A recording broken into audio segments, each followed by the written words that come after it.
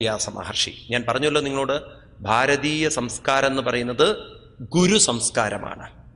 ഇവിടെ അച്ഛന് പുത്രനെ പോലും എന്തായി കാണാൻ പറ്റി? ഗുരുവായി കാണാൻ പറ്റി. അപ്പൊ ഭാരതീയ സംസ്കാരത്തിന്റെ മഹത്വം, ശിഷ്യൻ ഗുരുവാകുന്നു, പിന്നീട് ആ ഗുരു ശിഷ്യന് പറഞ്ഞു കൊടുക്കുമ്പോൾ ശിഷ്യൻ ഗുരുവാകുന്നു, പിന്നീട് ശിഷ്യൻ ഗുരുവായി ഇത് പറഞ്ഞു കൊടുത്തിട്ട് ആ ശിഷ്യനും ഗുരുവായിത്തീരുന്നു. അങ്ങനെ ഗുരു ശിഷ്യ പരമ്പരയാണ് നമ്മുടെ ഭാരതീയ സംസ്കാരം. മനസ്സിലായില്ലേ? അപ്പോ ഇവിടെ അവരൊക്കെ നമസ്കരിച്ചുകൊണ്ട് കഥയിലേക്ക് പോവുകയാണ്. ഇവിടെ ഭാഗവതത്തിന്റെ മഹാത്മ്യ കഥയിലേക്ക്.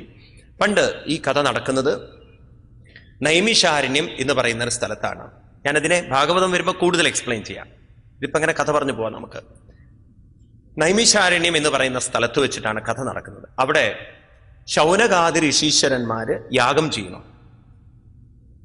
എങ്ങനെ ഈ നൈമിഷാരണ്യം വന്നു ചോദിച്ചു കഴിഞ്ഞാൽ, കലിയുഗം ആരംഭിച്ചപ്പോ ഈ ശൗനക ഋഷീശ്വരന്മാര് ബ്രഹ്മാവിനെ ചെന്നുകൊണ്ട് പറഞ്ഞിട്ട് പറഞ്ഞു, കലിദോഷം നീങ്ങാൻ ഒരു യാഗം ചെയ്യണമെന്ന് ഞങ്ങൾക്ക് മോഹമുണ്ട്.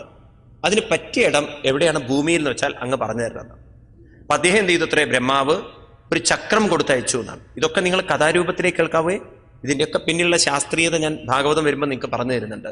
ഇതിന്റെയൊക്കെ പിന്നിൽ സയൻസ് ഉണ്ട്. ആരാണ് ബ്രഹ്മാവ്, എന്താണ് നൈമിഷാരണ്യം, അപ്പൊ നമുക്ക് കൂടുതൽ കാണാം. ഇത് മാഹാത്മ്യമായതുകൊണ്ട് ഞാൻ ഇങ്ങനെ പറഞ്ഞു പോവുകയാണ്. അങ്ങനെ ഒരു ചക്രം നേമി കൊടുത്ത് അയച്ചു എന്നാണ്. ഇത് എവിടെ ഉശീരണം സംഭവിച്ച് എവിടെ ചേരുന്നുവോ അത് നൈമിഷാരണ്യം. ആ സ്ഥലം അറിയപ്പെട്ട് അവിടെ യാഗം ചെയ്യണം. അങ്ങനെ ശൗനക ഋഷീശ്വരന്മാര് അവിടെ യാഗം ചെയ്യാൻ തുടങ്ങി. അങ്ങനെ യാഗം ചെയ്തുകൊണ്ടിരിക്കുമ്പോൾ അങ്ങോട്ട് കടന്നു വരുന്നു സൂതൻ. ആ സൂതനെ നമസ്കരിച്ചുകൊണ്ട് സ്വീകരിച്ചുകൊണ്ട് അവര് ചോദിക്കുന്ന ചോദ്യങ്ങളാണ്: അജ്ഞാനദ്വാന്ത വിദ്വംസ കോടി സൂര്യ സമപ്രഭ സൂതാഖ്യാഹി കഥാസാരം മമ കർണരസായനം ഭക്തിജ്ഞാന വിരാഗപ്തോ വിവേകോ വർദ്ധതേ മഹാൻ മായാമോഹ നിരാസശ്ച വൈഷ്ണവേ ക്രിയതേ കഥം ഇഹ ഘോരേ കലു പ്രായോ ജീവശ്ചാസുരതം ഗതാ ക്ലേശാക്രാന്തസ്യ തസ്യൈവ ശോധനേ കിം പരായണം ശ്രേയസാമ്യദ്ഭവേ ശ്രേയ പാവനാനം ച പാവനം കൃഷ്ണപ്രാപ്തികരം ശശ്വൽ സാധനം തൽ വദാതുനാ ചിന്താമണിർലോകസുഖം സുരദ്രു സ്വർഗസമ്പദം പ്രയച്ഛതി ഗുരുപ്രീതോ വൈകുണ്ഠം യോഗിദുർലഭം. എല്ലാവരുടെ ഉള്ളിലുമുള്ള അജ്ഞാനത്തെ നീക്കി അവരുടെ മനസ്സിൽ സൂര്യകോടി സമപ്രഭ, തേജസ്സാർന്ന തൻ്റെ ഉള്ളിൽ തേജസ്സിനെ കൊണ്ട് നടക്കുന്ന ഗുരു അവരുടെ ഉള്ളിലേക്കും ഈ തേജസ്സിനെ കൊണ്ടുവരാൻ ആ കഥാസാരത്തെ ഞങ്ങൾക്ക് പറഞ്ഞു തന്നാലും, ഈ ഘോരമായ കലിയിൽ നിന്നും എല്ലാ വിധത്തിലുള്ള കഷ്ടപ്പാടുകളും അനുഭവിക്കുന്നവരുടെ മനസ്സിനെ ഉയർത്തിക്കൊണ്ടുവരാൻ ഞങ്ങളെ ഈ നിമിഷം ഇവിടെ വെച്ചിട്ട് സഹായിച്ചാലും, അതുപോലെ തന്നെ ശ്രേയസ്സിൽ വെച്ച് ഏറ്റവും ശ്രേയസ്കരമായിട്ടുള്ള, അതുപോലെ തന്നെ പരിശുദ്ധമായ പാവനാനം ച പാവനം, പരിശുദ്ധിയിൽ വെച്ച് ഏറ്റവും പരിശുദ്ധമായിരിക്കുന്ന ആ ഭഗവാന്റെ പ്രാപ്തി എങ്ങനെയാണെന്ന് ഞങ്ങൾക്ക് പറഞ്ഞു തന്നാലും. ഞങ്ങൾ കേട്ടിട്ടുണ്ട്, ചിന്താമണി ലോകസുഖം, ചിന്താമണി കൊണ്ട് ലൗകിക സുഖങ്ങൾ വർദ്ധിപ്പിക്കാമത്രേ, സ്വർഗസമ്പദം ഉണ്ടാക്കാമത്രേ. പക്ഷേ ഗുരുവിന്റെ പ്രീതി ഉണ്ടെങ്കിലേ, ഗുരുവിന്റെ അനുഗ്രഹം ഉണ്ടെങ്കിലേ എന്ത് കിട്ടുള്ളൂ? ഭഗവൽ അനുഗ്രഹം, ഭഗവൽ അനുഭൂതി, ഭഗവാനിലേക്ക് അടുക്കാൻ പറ്റുകയുള്ളൂ. അത് ഞങ്ങൾക്ക് പറഞ്ഞു തരൂ. ഇപ്രകാരം നമ്മൾ ചോദ്യം നോക്കിക്കഴിഞ്ഞാൽ എല്ലാവരുടെ ഉള്ളിലുമുള്ള അവിവേക മനസ്സിനെ വിവേകത്തിലേക്ക് ഉയർത്താൻ വഴി പറഞ്ഞു തരൂ എന്നാണ് ചുരുക്കത്തില്. ഇത് കേട്ടപ്പോ സൂത മഹർഷി പറയാണ്: പ്രീതി ശൗനകജിത്തേതേ യതോ വശ്മി വിചാരിജ സർവസിദ്ധാന്ത നിഷ്പന്നം സംസാരഭയനാശനം ഭക്തിയോഗവർദ്ധനം യശ്ച കൃഷ്ണ സന്തോഷഹേതുകം തദഹം തേ വിദാസ്യാമി സാവധാനയാ ശൃണു കാലവ്യാളമുഖഗ്രാസത്രാസ നിർണാശഹേതവേ ശ്രീമൽ ഭാഗവതം ശാസ്ത്രം കലോകീരേണ ഭാഷിതം. എല്ലാവിധത്തിലുമുള്ള കാലദോഷം, നമ്മളൊക്കെ എങ്ങനെയാണത്രേ? കാലമാകുന്ന പാമ്പിന്റെ വായിൽ കുരുങ്ങിയിരിക്കുന്നവരാണ്. അതിൽപ്പെട്ടിരിക്കുന്നവർക്ക് അതിൽ നിന്ന് മുക്തമാവാൻ ശ്രീമൽ ഭാഗവതം ശാസ്ത്രം ഈ കലിയിൽ ആര് പറഞ്ഞിരിക്കുന്നു? വേദവ്യാസ മഹർഷിയുടെ പുത്രനായ ശ്രീശുകൻ. അപ്പൊ ഇവിടെ മരുന്ന് ഇതാണ്. അജ്ഞാനത്തിൽ നിന്നും അല്ലെങ്കിൽ അവിവേകത്തിൽ നിന്നും മനസ്സിനെ ഉയർത്താൻ വേണ്ടത് എന്ത് കേൾക്കലാണ്? ഭാഗവതം ശാസ്ത്രം.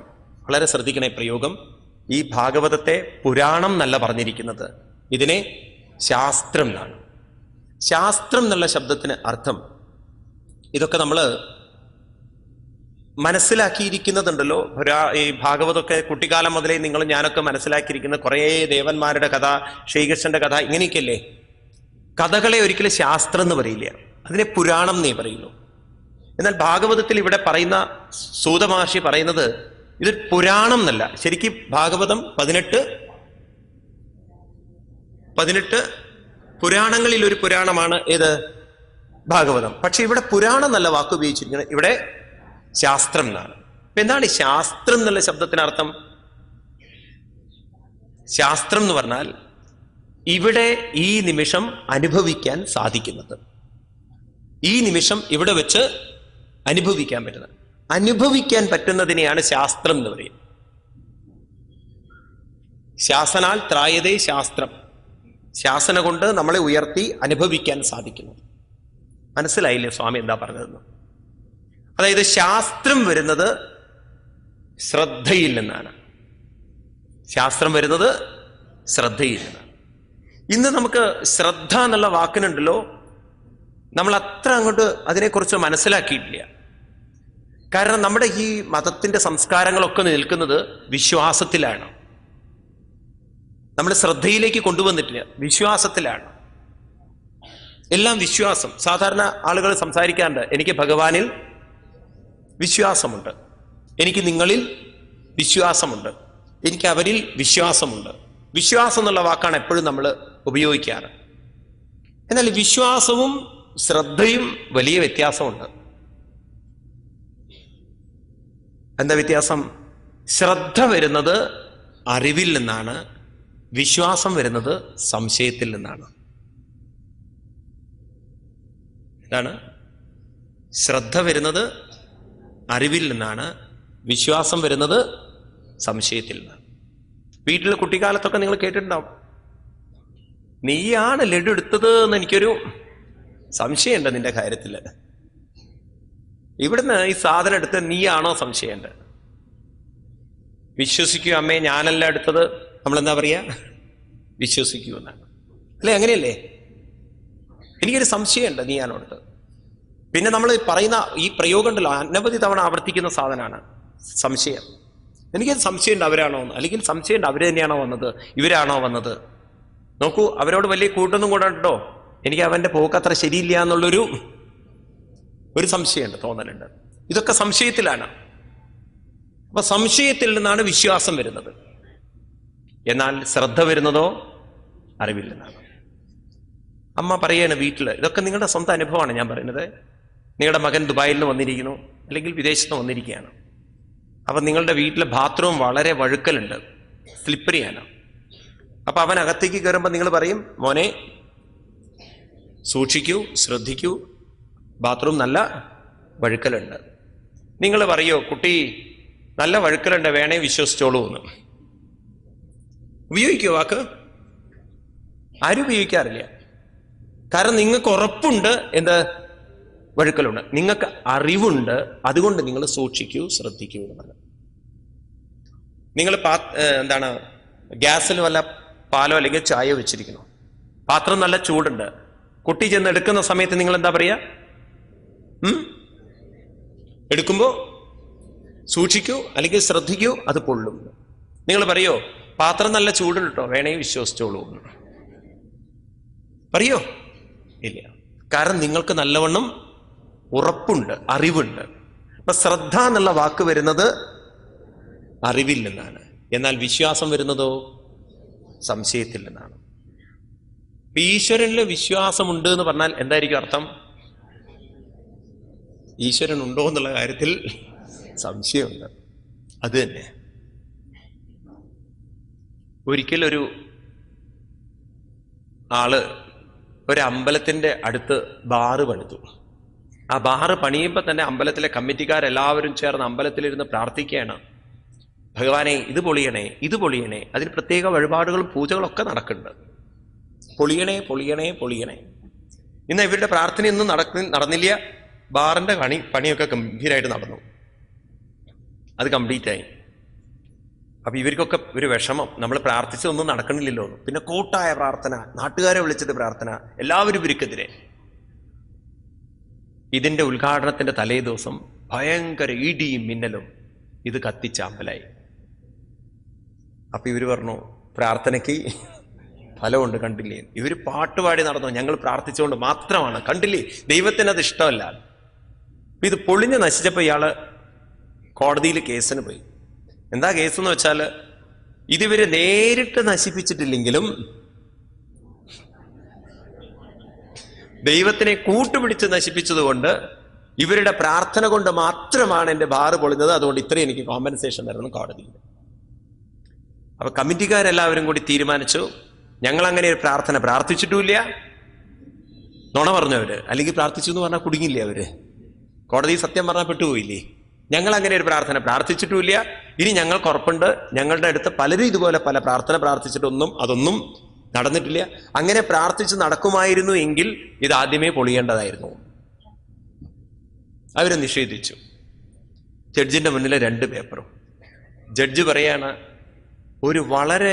ഒരു പ്രത്യേക കേസിലാണ് ഇപ്പൊ ഞാൻ കുടുങ്ങിയിരിക്കുന്നത്, എനിക്ക് തന്നെ അതിശയം തോന്നുന്നു. അപ്പൊ എല്ലാവരും ഇങ്ങനെ അതിശയത്തോടുകൂടി ജഡ്ജിന്റെ മുഖത്തേക്ക്, എന്താവോ ഇത്ര ഗംഭീരത? അല്ല, ഇതിലെന്താ വെച്ചാല് തീരെ വിശ്വാസം ഉണ്ടാവാത്ത ഒരാളാണ് ബാറ് പണിതത്. അയാൾക്കിപ്പോ നല്ല വിശ്വാസം വന്നിരിക്കുന്നു, ഇവര് പ്രാർത്ഥിച്ചത് കൊണ്ടാണ് പൊളിഞ്ഞത്. അയാൾക്ക് നേരത്തെ വിശ്വാസം ഉണ്ടായിരുന്നില്ല. എന്നാൽ ശരിക്കും വിശ്വസിക്കേണ്ടവരാണ് കമ്മിറ്റിയുടെ ആൾക്കാര്. അവരിപ്പോ ഉറപ്പായി വിശ്വസിച്ചിരിക്കുന്നു. അങ്ങനെ പ്രാർത്ഥിച്ചത് കൊണ്ടല്ല. ഇപ്പൊ വിശ്വസിക്കേണ്ടവരോട്ട് വിശ്വാസവും ഇല്ല, വിശ്വാസം ഇല്ലാത്തവന് നല്ലവണ്ണം. ഇതാണ് കാര്യം. ഇതാണ് നമുക്കൊക്കെ ഉള്ളത്. നമുക്കൊരു ഉറപ്പില്ലാത്തതിന് കാരണം നമ്മുടെ ഭക്തി എന്ന് പറയുന്നത് വിശ്വാസമാണ്. നമുക്ക് വിശ്വാസമല്ല വേണ്ടത്, നമുക്ക് വേണ്ടത് ശ്രദ്ധയാണ്. ശ്രദ്ധ എന്ന് പറഞ്ഞാൽ അറിവിൽ നിന്ന് വരികയാണ്. ശ്രദ്ധയിൽ നിന്നാണ് ശാസ്ത്രം വരുന്നത്. എപ്പോഴാണ് പുത്രന് ശാസ്ത്രം വരുന്നത്? എപ്പോ പുത്രൻ ബാത്റൂമിലേക്ക് കാല് വെച്ചോ അപ്പൊ അവന് ബോധ്യമായി അമ്മ പറഞ്ഞത് ശരിയാണ്. അതിനാണ് അനുഭവം എന്ന് പറയുന്നത്. ആ നിമിഷം അവിടെ വെച്ച് അമ്മ പറഞ്ഞത് അനുഭവമായി. അതുകൊണ്ട് ശാസ്ത്രം എന്ന് പറഞ്ഞാൽ അനുഭവിച്ചറിയാൻ സാധിക്കുന്നത്. മനസ്സിലാവുണ്ടോ? അപ്പൊ ഭാഗവതം ശാസ്ത്രമാണെന്ന് പറഞ്ഞാൽ എന്താ അർത്ഥം? ഭാഗവതത്തിൽ പറഞ്ഞിരിക്കുന്നത് നമുക്ക് ഓരോരുത്തർക്കും അനുഭവിച്ചറിയാൻ സാധിക്കുന്നതാണ്. അതുകൊണ്ട് ഹിന്ദു സംസ്കാരം അനുഭവത്തിന്റെ സംസ്കാരമാണ്. ഇവിടെ വച്ച് ജീവിച്ചിരിക്കുമ്പോൾ തന്നെ അനുഭവിച്ചറിയാൻ സാധിക്കുന്ന ഒന്നിനെ കുറിച്ചാണ് ഇവിടെ പറയാനുള്ളത്. മറ്റുള്ള സംസ്കാരത്തിൽ അങ്ങനെയല്ല. മരിച്ചു പോയാൽ എന്ത് സംഭവിക്കുന്നുള്ളതാണ്. സ്വർഗത്തിലേക്ക് പോകുമോ? അവിടെ ചെന്നാൽ എന്തൊക്കെ ട്രീറ്റ്മെന്റ് ആണ് കിട്ടുക?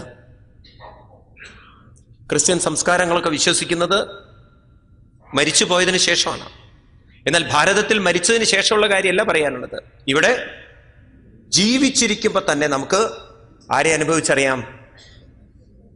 ഭാഗവതത്തിൽ ഏതൊരു സത്യത്തെയാണോ ചൂണ്ടിക്കാണിക്കുന്നത്, ഏതൊരു ഭഗവാന്റെ തേജസ്സിലേക്കാണോ നമ്മൾ നയിക്കുന്നത്, ആ ഭഗവാനെ ഇവിടെ വെച്ച് നമുക്ക് ജീവിതത്തിൽ അനുഭവിച്ചറിയാം.